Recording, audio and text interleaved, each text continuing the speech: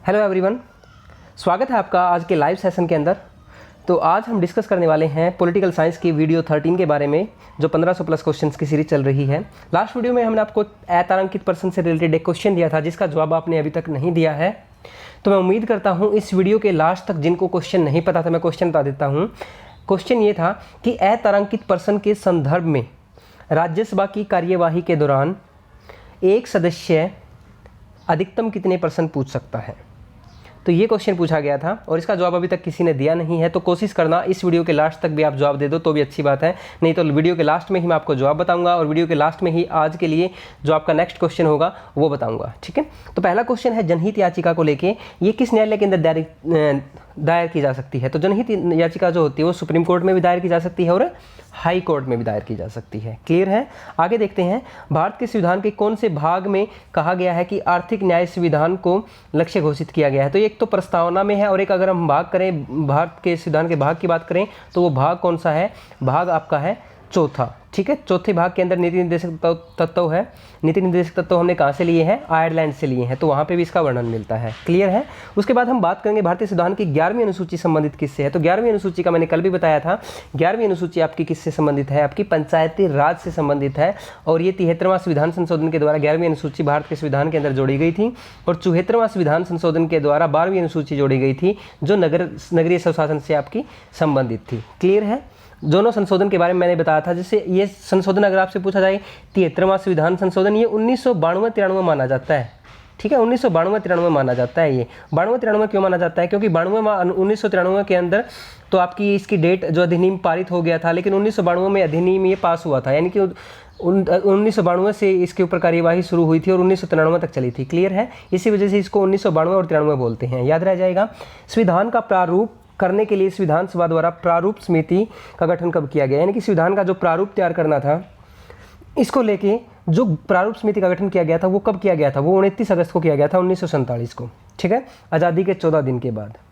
इसके अंदर सदस्य कितने थे, 7 सदस्य थे और इसके अध्यक्ष कौन थे, BR अम्बेडकर। क्लियर है। आगे देखते हैं, संसद के जो मूल अधिकार हैं उनमें संशोधन करने का अधिकार संविधान के किस संशोधन द्वारा किया गया है।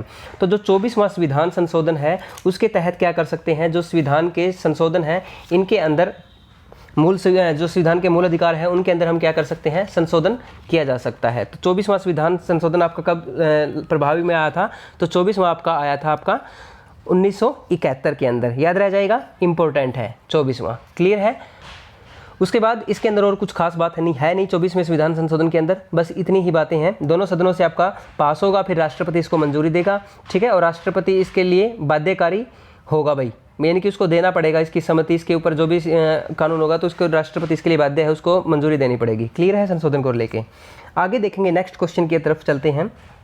मूल अधिकारों के उल्लंघन की स्थिति के अंदर अनुच्छेद, कौन सा अनुच्छेद सर्वोच्च न्यायालय के अंदर आवेदन कर सकते हैं। तो मूल अधिकारों की मैंने बताया था बार बार, संविधान के अंदर अनुच्छेद 32 है, संवैधानिक अधिकारों का उपचार। ठीक है, जिसे संविधान की हृदय आत्मा कहा है, किसने कहा है, डॉक्टर BR अम्बेडकर ने। क्लियर है। फिर देखते हैं, भारत के किस राज्य में विधान परिषद का सर्जन अथवा समाप्ति की जा सकती है, किस राज्य में की जा सकती है। तो राज्य विधानसभा जिस भी राज्य के अंदर संकल्प पारित कर दे अपना, तो उसी राज्य के अंदर विधानसभा को समाप्त किया, विधान परिषद को समाप्त किया जा सकता है। जैसे अभी आपने हाल ही में देखा होगा, जो आंध्र प्रदेश है उसकी विधान परिषद को समाप्त कर दिया गया है। ठीक है, याद रखिएगा।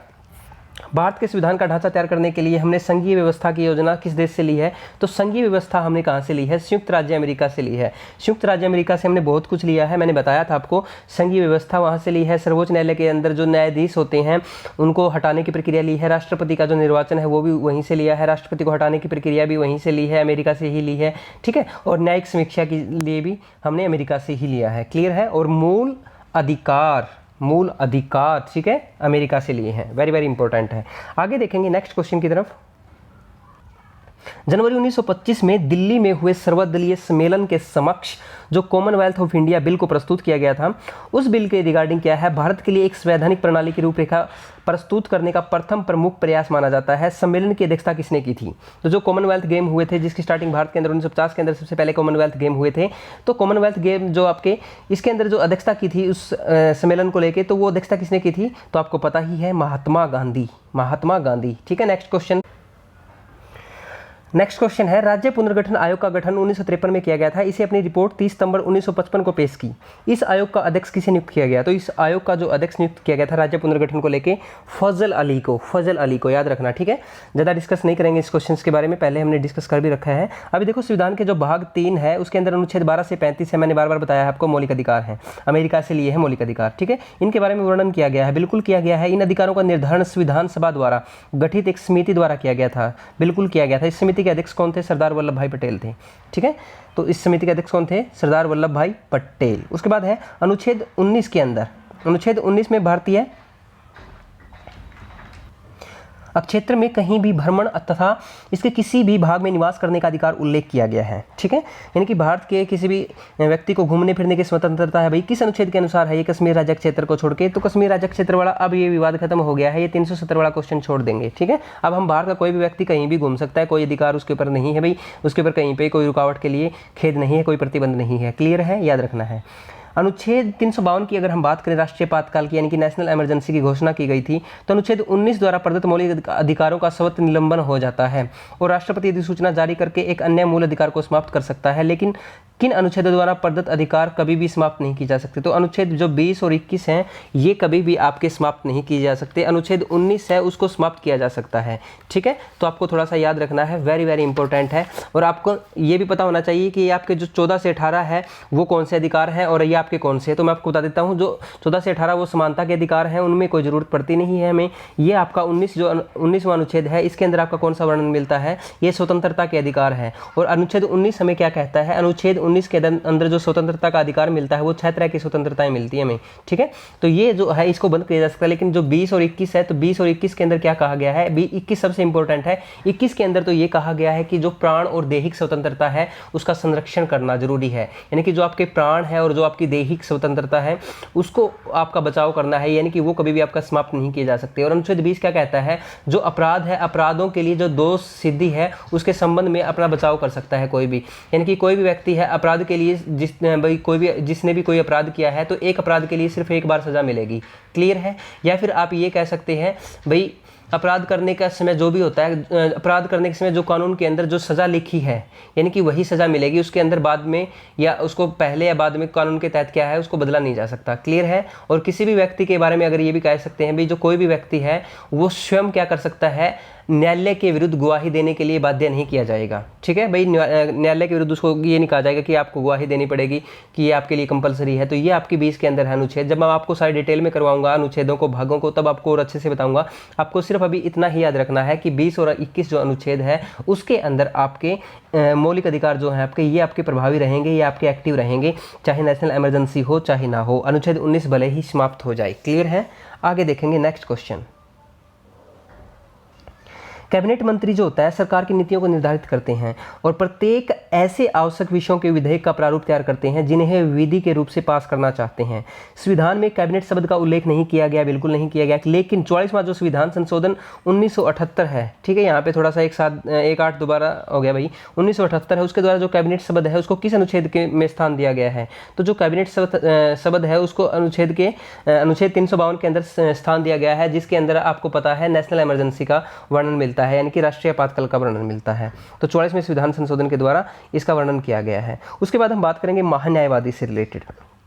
तो नेक्स्ट क्वेश्चन है, महान्यायवादी सरकार का मुख्य विधि अधिकारी होता है, बिल्कुल होता है, अनुच्छेद 76 के तहत, ठीक है। उसे भारत के सभी न्यायालयों के अंदर सुनवाई का अधिकार होता है, बिल्कुल होता है। साथ ही उसे संसद के दोनों सदनों में बोलने की स्वतंत्रता होती है, बिल्कुल भी होती है। कार्यवाही में भाग लेने का अधिकार होता है, बिल्कुल होता है। लेकिन वह वोट नहीं दे सकता, बिल्कुल वोट नहीं दे सकता, ठीक है। इसकी नियुक्ति किसके द्वारा की जाती है? तो इसकी नियुक्ति की जा सकती है आपकी राष्ट्रपति के द्वारा। देखो क्वेश्चन लंबा है और एक क्वेश्चन आपको बहुत सारी बातें सिखाता है। देखो एक क्वेश्चन ने ये सिखाया महान्यायवादी सरकार का मुख्य विधि अधिकारी होता है। पहला क्वेश्चन का आंसर ही पता लग गया भाई हमें, भाई महान्यायवादी होता है ना वो सरकार का मुख्य विधि अधिकारी होता है, एक क्वेश्चन। दूसरा क्वेश्चन क्या पता लगा? भारत के सभी न्यायालयों में सुनवाई का अधिकार होता है, ये क्वेश्चन का भी पता लग गया, महान्यायवादी के पास इतनी पावर होती है। तीसरा क्वेश्चन का हमें ये भी पता लग गया भाई संसद के दोनों सदनों में इसको बोलने की स्वतंत्रता है और कार्यवाही में भाग लेने की स्वतंत्रता है, ये भी पता लग गया। लेकिन वह वोट नहीं दे सकता, पांचवी बात ये भी पता लग गई। अब देखो इसकी नियुक्ति कौन करता है? राष्ट्रपति। क्वेश्चन सिर्फ इतना भी पूछ सकता था ना, महान्यायवादी की नियुक्ति कौन करता है? राष्ट्रपति। लेकिन आपको ये 5 बातें क्या पता चलती? नहीं पता चलती ना, इसी वजह से थोड़ा सा इंपॉर्टेंट है। ये मत सोचना कि क्वेश्चन की स्टेटमेंट लंबी है, वो तो पजल करने के लिए आपको देगा, लेकिन आपको पजल नहीं होना। क्लियर है ना? आगे देखो, ऐसे ही क्वेश्चन होंगे आज, लेंथी होंगे क्वेश्चन। फिर देखो, यदि किसी समय लोकसभा में अध्यक्ष और उपाध्यक्ष दोनों उपस्थित न हो तो ऐसी स्थिति में सदन की कार्यवाही को चलाने के लिए लोकसभा के सदस्यों में से ही लोकसभा अध्यक्ष जो होता है 6 सभापतियों की एक सूची बनाता है। ठीक है, और जरूरत पड़ने पर उस सूची में मनोनीत किए गए व्यक्ति को सभापति के रूप में सदन के अधिवेशनों की अध्यक्षता करता है। तो इस रूप में अध्यक्ष की कौन सी शक्तियां प्राप्त है? तो अध्यक्ष को भाई सारी शक्तियां प्राप्त होती है। लोकसभा का अध्यक्ष होता है वो बहुत ही शक्तिशाली होता है। अगर देखा जाए तो बहुत सारे ऐसे मामलों के अंदर जो राज्यसभा का एक सभापति के रूप में देखा जाए तो, क्योंकि राज्यसभा का सभापति होता है वो सदन का सदस्य होता है नहीं, इसी वजह से सारी संयुक्त अधिवेशन को लेकर, मनी बिल को लेकर सारी पावर किसके पास होती है? लोकसभा के अध्यक्ष के पास होती है। ठीक है, अब लोकसभा का अध्यक्ष किसी भी अधिवेशन के अंदर प्रेजेंट नहीं है तो उसके पास पावर है, वो उपाध्यक्ष को दे देगा। उपाध्यक्ष के पास वो नहीं है तो फिर वो क्या करेगा? राज्यसभा के उपसभापति को दे देगा। राज्यसभा का उपसभापति भी प्रेजेंट नहीं है तो फिर वो किसी और व्यक्ति को जो पीठासीन अधिकारी है उसको कार्यवाही का आदेश दे देगा। ठीक है, तो इस तरह से आपकी कार्यवाही चलती रहती है। तो ऐसे ऐसे 6 व्यक्तियों की एक सूची बना लेते हैं पहले ही। ठीक है, 6 में से कोई ना कोई तो प्रेजेंट रहता ही है। ऐसा आज तक तो हुआ नहीं है कि कोई प्रेजेंट ना रहा हो, तो मतलब मिल ही जाता है कोई ना कोई प्रेजेंट। क्लियर है? उसके बाद देखो, पारिवारिक वातावरण में सौहार्दपूर्ण स्थिति के साथ यदि कोई पारिवारिक समस्या है तो उसका यथाशीघ्र समाधान करने, विवाह आदि पारिवारिक मुद्दों को निपटाने के परिवार न्यायालयों की स्थापना परिवार न्यायालय अधिनियम 1984 द्वारा की गई है। इसके लिए न्यूनतम कितनी आबादी होना आवश्यक है? क्वेश्चन देखो, दोबारा थोड़ा सा समझने की जरूरत है। पारिवारिक वितरण के अंदर जो सौहार्दपूर्ण स्थिति के साथ यदि कोई पारिवारिक समस्या है और उसका यथाशीघ्र समाधान करने, विवाह आदि पारिवारिक मुद्दों को निपटाने के परिवार न्यायालयों की स्थापना परिवार न्यायालय अधिनियम 1984 द्वारा की गई है। इसके लिए न्यूनतम कितनी आबादी होना आवश्यक है? तो इसके लिए न्यूनतम आबादी होना 10 लाख आवश्यक है। अब ये क्वेश्चन थोड़ा सा यहाँ पे सेट नहीं बन रहा भाई, इस क्वेश्चन को मुझे देखना पड़ेगा दोबारा और मैं आपको फिर दोबारा अच्छे से एक्सप्लेन करूँगा। क्लियर है? अभी मुझे ये क्वेश्चन अच्छे से समझ में नहीं आया है तो इसी वजह से मैं इस क्वेश्चन को दोबारा एक्सप्लेन करूँगा। क्लियर है? तब तक नेक्स्ट क्वेश्चन की तरफ चलते हैं। नेक्स्ट क्वेश्चन है आपका, संविधान के अधिकतर जो भाग हैं 26 जनवरी 1950 को लागू हुए हैं, बिल्कुल हुए हैं, परंतु नागरिकता, चुनाव, अस्थायी संसद तथा कुछ अन्य अस्थायी प्रावधान तुरंत की बजाय पहले ही लागू हो गए थे, यानी कि 26 नवंबर 1949 को लागू हो गए थे। ठीक है, तो कुछ ऐसे जो यानी कि बोलते हैं ना संविधान को कब अंगीकार किया गया था या संविधान को आत्माप्रीत कब किया गया था, ये 26 नवंबर 1949 को किया गया था। लेकिन उसको लागू कब किया गया था? लागू की अगर बात की जाए तो लागू किया गया था 26 जनवरी 1950 को। ठीक है, अगर हम उनके बारे में बात करेंगे तो जब मैं आपको ये सारी चीज़ें बताऊंगा भाई कौन कौन से ऐसे अनुच्छेद थे, बहुत सारे ऐसे अनुच्छेद थे जिनको लागू कर दिया गया था। ठीक है, तो वो जब आपको कैबिनेट मीटिंग के बारे में बताएंगे और भारतीय संविधान का इतिहास बताएंगे तो तब आपको सारी चीज़ें डिटेल में बताएंगे, वो आपकी थ्योरी क्लासेज के अंदर होंगी। ठीक है, उसके बाद देखो नेक्स्ट है, पंचायती राज को संवैधानिक स्वरूप कब दिया था? पंचायती राज को लेके बताया था मैंने 73वां संविधान संशोधन 1992-93।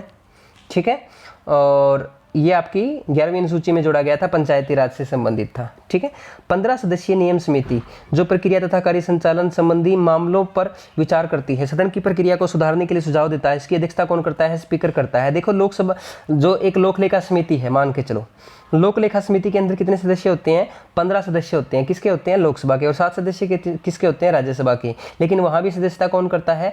लोकसभा का स्पीकर ही करता है। यानी कि जितनी भी आपकी लगभग समितियां हैं सभी के अंदर जो सभापति होते हैं, इनका जो पदेन सभापति होता है वो कौन होता है? लोकसभा का स्पीकर होता है, लोकसभा का अध्यक्ष होता है। याद रखना है आपको। ठीक है, उसके बाद देखो नेक्स्ट क्वेश्चन की तरफ चलते हैं। आज के सेशन के जो क्वेश्चन थोड़े अटपटे से हैं, लंबे क्वेश्चंस हैं, थोड़े से पजल करने वाले हैं।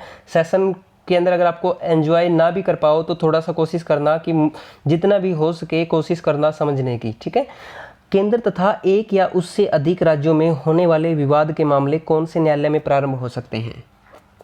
तो केवल सर्वोच्च न्यायालय के अंदर हो सकते हैं। अगर केंद्र और राज्यों के बीच में कोई विवाद है, या एक राज्य और दूसरे राज्य के बीच में कोई विवाद है, या 2 केंद्र शासित प्रदेशों के बीच में कोई विवाद है, तो उन सभी का निपटारा कौन करता है? सर्वोच्च न्यायालय करता है। क्लियर? याद रखना है। उच्च न्यायालयों की में न्यायाधीशों की संख्या कितनी हो सकती है? भाई कोई निर्धारित नहीं है। किसी उच्च न्यायालय के अंदर आपकी कम हो सकती है, किसी के अंदर ज़्यादा हो सकती है, इसका कोई निर्धारण नहीं किया गया है। लेकिन कम ज़्यादा जो होती है उसका निर्धारण करते कौन है? संसद करती है। ठीक है, लेकिन कितनी होनी चाहिए ये कोई कंडीशंस नहीं है।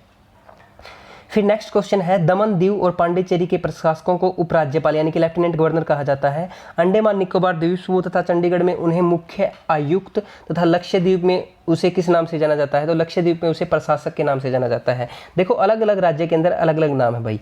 दमन, दीव और पांडिचेरी के अंदर इनको लेफ्टिनेंट गवर्नर कहा जाता है। अंडमान निकोबार के अंदर और चंडीगढ़ के अंदर उनको क्या कहा जाता है? उन्हें चीफ कमिश्नर कहा जाता है। और लक्षद्वीप में उन्हें प्रशासक के नाम से जाना जाता है, याद रखना है आपको। फिर देखेंगे नेक्स्ट क्वेश्चन, संविधान के किस संशोधन द्वारा लोकसभा की सीटें 525 से बढ़ाकर 545 कर दी गई थी और संघीय क्षेत्रों की प्रतिनिधि संख्या को 25 से घटाकर 20 कर दी गई थी? तो ये 1973वां 31वां संविधान संशोधन था, 1973 के अंदर हुआ था, याद रखना है आपको। ठीक है, इसके अंदर क्या था, जो आपकी पहले 525 सीटें थी इनको बढ़ा के 545 कर दिया था और जो 25 सीटें संघ शासित क्षेत्रों की होती थी वो आज 20 हैं, आपको पता होगा, याद रखना है आपको। 31वां संविधान संशोधन था 1973 में। ठीक है, नेक्स्ट क्वेश्चन की बात करते हैं, जम्मू कश्मीर से रिलेटेड है आपका। भाई जम्मू कश्मीर का अलग से संविधान कब लागू किया गया था? तो ये है 26 जनवरी 1957 को, लेकिन अब इसको समाप्त कर दिया गया है। नेक्स्ट क्वेश्चन है, भारत की संचित निधि वह निधि है जिसमें सरकार द्वारा या उसकी ओर से प्राप्त सभी राजस्व जमा कराया जाता है। ठीक है, इसकी डिटेल बता रखा है यहाँ पे। उसके बाद कह रहा है इसके अतिरिक्त नए ऋण, पुराने ऋणों की अदायगी इत्यादि, प्राप्त होने वाला धन इत्यादि इसी में जमा कराए जाते हैं। बिल्कुल कराए जाते हैं। इसे खर्च करने के लिए अनुमति आवश्यक है। तो किसकी आवश्यक अनुमति है? संसद की अनुमति आवश्यक होती है भाई संचित निधि से कोई भी धन निकालने के लिए। ठीक है, उसके बाद है, किस संशोधन द्वारा संविधान में 10वीं संशोधन जोड़ी गई थी? तो जो 10वीं अनुसूची थी ये दल बदल संबंधी अनुसूची थी। इसको देखो राज्य विधानसभा में सदस्यों के द्वारा दल बदल के कारण उन्हें अयोग्य घोषित करने का संबंधित प्रावधान है। यानी कि दल बदल के संबंधित आपकी 10वीं अनुसूची थी। भाई कोई भी नेता है उसने एक दिन में 2 पार्टी 4 पार्टी बदल दी, तो इसी वजह से इस अनुसूची को जोड़ा गया था।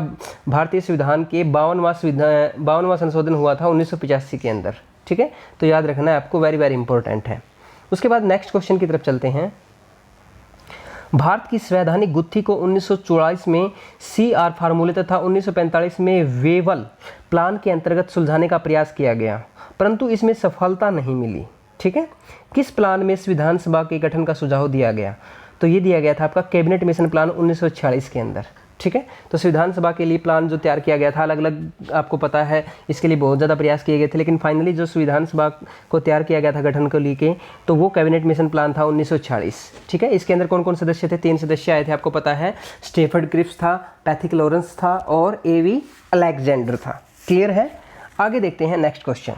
संविधान को 22 भागों में बांटा गया था, मूल संविधान को। ठीक है, और प्रत्येक भाग को अनेक अनुच्छेद हैं, बिल्कुल है। नागरिकों की 6 स्वतंत्रताएं, बिल्कुल हैं। भाषण तथा अभिव्यक्ति की स्वतंत्रता तथा सभा सम्मेलन करने की स्वतंत्रता, ये सारी स्वतंत्रताएं दे रखी है। ठीक है, उसके बाद इसने पूछा है कि ये सारी वर्णित कहाँ पे है। देखो भाई, जो मैंने बताया था आपको अनुच्छेद 19 के अंदर मैंने आपको बताया था 6 तरह की स्वतंत्रताएं हैं। ठीक है, 6 तरह की स्वतंत्रताएं, लेकिन ये नेशनल इमरजेंसी के दौरान जो अनुच्छेद 19 है, इसकी जो सारी की सारी 6 स्वतंत्रताएं हैं वो आपकी क्या हो जाती हैं? समाप्त हो जाती हैं। ठीक है, इसके अंदर कौन कौन सी? जैसे बोलने की स्वतंत्रता है, घूमने की स्वतंत्रता है, बैठकों में भाग लेने की स्वतंत्रता है, कोई संघ बनाने की स्वतंत्रता है, धार्मिक स्वतंत्रता है, आप किसी भी धर्म का वो कर सकते हो। ठीक है, आपको घूमने फिरने की स्वतंत्रता है, कहीं भी आप आ जा सकते हो। तो इस तरह से टोटल आपकी 6 स्वतंत्रताएं बनती हैं, याद रखेंगे आप। क्लियर है? आगे देखो, उसके बाद है, प्रारंभ में संविधान में 7 प्रकार के मौलिक अधिकार थे, बिल्कुल थे, लेकिन उनमें से एक जो मौलिक अधिकार है उसको हटा दिया गया है। तो कब हटाया गया है? उसको हटाया गया है 44वां संविधान संशोधन 1978-79 के दौरान। ठीक है, तो 1978-79 के दौरान हटाया गया है 44वां संविधान संशोधन के द्वारा। बहुत सारी बुकों में 1978 मिलेगा, तो 1978 गलत नहीं है, 1978 भी ठीक है। 44वां संविधान संशोधन 1978। ठीक है, उसके बाद हम बात करेंगे 1978 ही आएगा यहाँ पे, 79 के बजाय 78 कर लेना। ठीक है, आगे देखो, सरकारी शिक्षण संस्थानों में धार्मिक शिक्षा का निषेध संविधान के किस अनुच्छेद के अंतर्गत दिया गया है? तो धार्मिक शिक्षा का निषेध बताया गया है अनुच्छेद 28 के अनुसार। ये मौलिक अधिकार के अंदर ही आता है आपका, मौलिक अधिकार के अंदर। उसके बाद है, शासन की किसी भी संभावित दमनकारी नीति से नागरिक हितों के रक्षार्थ संविधान सभा नागरिकों को कौन सा अधिकार प्रदान किया गया है? कहने का अभिप्राय क्या है भाई? क्वेश्चन थोड़ा सा आपका टफ हो गया है, तो आपको घबराने की ज़रूरत नहीं है।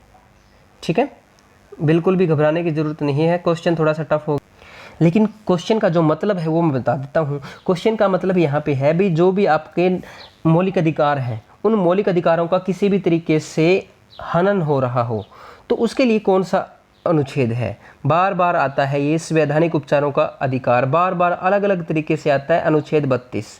ठीक है। अब जाके मेरे ख्याल से जिस बच्चे ने सारी की सारी वीडियो देखी होंगी उसको यूं लग रहा होगा अब तो सारी पॉलिटी हो गई। पॉलिटी तो सारी नहीं हुई, लेकिन हमने जो क्वेश्चन इस पीडीएफ के अंदर डाल रखे हैं वो क्वेश्चन आपके लगभग 90% हो गए हैं। 90% आप लोगों के क्वेश्चन हो चुके हैं जो इस पीडीएफ के अंदर हैं। अब वो क्वेश्चन रिपीट होने लग जाएंगे, ठीक है। 90% आपके क्वेश्चन आपको इन वीडियोज़ के अंदर कर लिए हैं। फिर देखिए नेक्स्ट क्वेश्चन, भारत में सर्वप्रथम उच्चतम न्यायालय की स्थापना का प्रावधान किस अधिनियम द्वारा किया गया? भाई रेगुलेटिंग एक्ट आपने सुना होगा 1773। तो 1773 जो रेगुलेटिंग एक्ट था, इस एक्ट के तहत क्या हुआ था भारत के अंदर, ठीक है, सबसे पहले जो है सुप्रीम कोर्ट यानी कि एक उच्चतम न्यायालय की स्थापना की गई थी 1774 ईस्वी के अंदर। कलकत्ता के अंदर स्थापना की गई थी और इसके अंदर क्या था, एक मुख्य न्यायाधीश था और 3 अन्य न्यायाधीश थे, ठीक है। एक मुख्य न्यायाधीश जिसका नाम पूछा जाता है बार बार एग्जाम के अंदर, उसका नाम था एलिजा इम्पे। एलिजा इम्पे ये सुप्रीम कोर्ट का मुख्य न्यायाधीश हुआ था। और जो 3 अन्य न्यायाधीश हुए थे इसके साथ, उनके नाम भी मैं आपको बता देता हूं। उसके नाम आपको याद रखने हैं HCL के नाम से। HCL कंपनी है ना, HCL के नाम से याद रख लेना। H का मतलब क्या है, हाइड यानी कि छुपा दो, हाइड छुपा दो, ठीक है। C का मतलब क्या है, C का मतलब यहाँ पे है चैम्बर को, हाइड चैम्बर्स। और L का मतलब क्या है, लिमेंस्टर। तो 3 अन्य न्यायाधीश थे, हाइड, चैम्बर, लिमेंस्टर, और मुख्य न्यायाधीश कौन था, एलिजा एम्पे। उसके बाद नेक्स्ट क्वेश्चन की तरफ देखते हैं, संविधान में सम्मिलित नीति निर्देशक तत्व कहाँ से लिए गए हैं? तो नीति निर्देशक तत्व हमने कहाँ से लिए हैं, आयरलैंड से लिए हैं। और संघीय शासन प्रणाली हमने कहाँ से ली है, कनाडा से ली है। आपातकालीन शक्तियाँ ली है जर्मनी से। गणतांत्रिक व्यवस्था ली है फ्रांस से। और मूल कर्तव्य सोवियत संघ से लिए हैं। संशोधन की प्रक्रिया दक्षिण अफ्रीका से लिए हैं। तो ये सारे संविधान में प्रभावित हैं। लेकिन संसाधमत या कह सकते हो आप, संसदीय प्रणाली कह सकते हो आप, संसदात्मक लोकतांत्रिक प्रणाली कह रहा है यहाँ पे, ठीक है। संसदीय प्रणाली कह सकते हो या संसदात्मक लोकतांत्रिक प्रणाली, ये हमने कहाँ से ली है, ब्रिटेन से ली है। ब्रिटेन से एकल नागरिकता भी हमने कहाँ से ली है, ब्रिटेन से ली है, याद रखेंगे आप, ठीक है। उसके बाद नेक्स्ट क्वेश्चन की तरफ चलते हैं। नेक्स्ट क्वेश्चन है, किस संविधान संशोधन को मिनी कॉन्स्टिट्यूशन कहा जाता है, यानी कि लघु संविधान कहा जाता है? तो लघु संविधान कहा जाता है 42वां संविधान संशोधन को, जो 1976 के अंदर बताया गया था, ठीक है। उसके बाद नेक्स्ट क्वेश्चन है, बॉम्बे राज्य को विभाजित करके महाराष्ट्र एवं गुजरात नए राज्य कब बनाए गए थे? तो ये 1960 में बनाए गए थे, 1 मई 1960 के अंदर, 1 मई 1960 के अंदर, ठीक है। तो ये दूसरा और तीसरा राज्य था बम्बई और गुजरात। इससे पहले सबसे पहले जो भाषा के आधार पर राज्य बनाया गया था वो आपका 1953 के अंदर बनाया गया था आंध्र प्रदेश। क्लियर है, आंध्र प्रदेश बनाया गया था। तेलुगु भाषा के आधार पे सबसे पहले बनाया गया था आंध्र प्रदेश। याद रखेंगे क्यों बनाया गया था, ये भी आपको पता होगा। आंध्र प्रदेश, जैसे आपने राम लुल्लू का नाम सुना होगा, राम लुल्लू जिन्होंने 58 दिन का आमरण अनशन किया था, उसके बाद उसकी मृत्यु हो गई थी। और इसी वजह से क्या हुआ था, एकदम से भाषा के आधार पर नया राज्य का गठन किया गया था। 1 अक्टूबर 1953 को बनाया गया था, याद रखना है। 1 अक्टूबर 1953 को कौन सा बनाया गया था, आंध्र प्रदेश। और 1 मई 1960 को 2 राज्य बने थे। 1 मई 1960 को कौन से 2 राज्य बने थे, महाराष्ट्र और गुजरात। आज की वीडियो के अंदर इतना ही करेंगे। अब देखो, मैंने लास्ट वीडियो के अंदर आपको क्वेश्चन दिया था, अब उस क्वेश्चन का आंसर देने का समय आ गया है। एक बार मैं जल्दी से आप लोगों को कुछ सेकंड का टाइम दे देता हूं, तो जल्दी से आप मुझे कमेंट करके बताएं भाई जो क्वेश्चन मैंने कल पूछा था उसका आंसर क्या है। जल्दी से क्वेश्चन मैं रिपीट कर देता हूं। क्वेश्चन मैंने पूछा था, अतारांकित पर्सन के संदर्भ में राज्यसभा की कार्यवाही के दौरान एक व्यक्ति से या एक सदस्य से अधिकतम कितने पर्सन पूछे जा सकते हैं? क्वेश्चन समझ में आ गया होगा आपको। जल्दी से जवाब दें भाई, इसका कोई भी जवाब दे दें, फिर आपको मैं इसका जवाब बताता हूं। और आज ही आप लोगों को नेक्स्ट क्वेश्चन भी देता हूं। भाई नेक्स्ट क्वेश्चन क्या होगा आप लोगों का? चलिए मैं बता देता हूं आप लोगों को। अब क्या है, जो अतारांकित पर्सन होता है, अतारांकित पर्सन राज्यसभा की कार्यवाही के दौरान अगर एक सदस्य की बात करें तो एक सदस्य जो है उसके लिए कोई सीमा निर्धारित नहीं है, वो कितने पर्सन पूछ सकता है। क्लियर है। लेकिन अधिकतम एक दिन की अगर बात करें, अधिकतम एक दिन में कितने पर्सन पूछे जा सकते हैं? तो अधिकतम एक दिन में 160 पर्सन पूछे जा सकते हैं, ठीक है।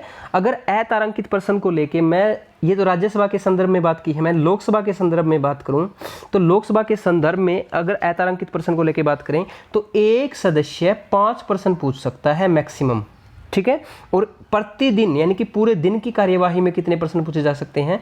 पूरे दिन में 230 प्रश्न पूछे जा सकते हैं, और यहाँ पे पूरे दिन में 160 प्रश्न पूछे जा सकते हैं। यहाँ पे एक सदस्य मैक्सिमम 5 प्रश्न पूछ सकता है, और यहाँ पे एक सदस्य के लिए कोई लिमिट नहीं है, वो कितने ही पूछ सकता है। क्लियर है? अगर आपको ये डिटेल में जानना है ना ये सारी चीज़ें, तो उसके लिए आपको तो हमारी थ्योरी क्लासेज देखनी पड़ेंगी। पॉलिटिकल साइंस की प्लेलिस्ट बनी हुई है, आप उन थ्योरी क्लासेज को देखो। ठीक है, आज के वीडियो सेशन के अंदर इतना ही करेंगे। लाइव सेशन में मिलते हैं नई अपडेट के साथ, तब तक हमारे साथ बने रहें। और आज का जो क्वेश्चन है वो क्वेश्चन मैंने पूछा नहीं है, तो क्वेश्चन अभी आपको क्या बताना है। तो क्वेश्चन आज का है आप लोगों के लिए छोटा सा क्वेश्चन पूछेंगे जो बहुत ही ईजी क्वेश्चन होगा। ठीक है, तो आप लोगों को बताना है संघ और राज्यों के बीच में जो शक्तियों का विभाजन है, ठीक है, संघ और राज्य के बीच में जो शक्तियों का विभाजन है वो हमने किस देश से लिया है। ठीक है, संघ और राज्य के बीच में शक्तियों का विभाजन है वो हमने किस देश से लिया है। क्लियर है? चलिए, thank you, have a good night.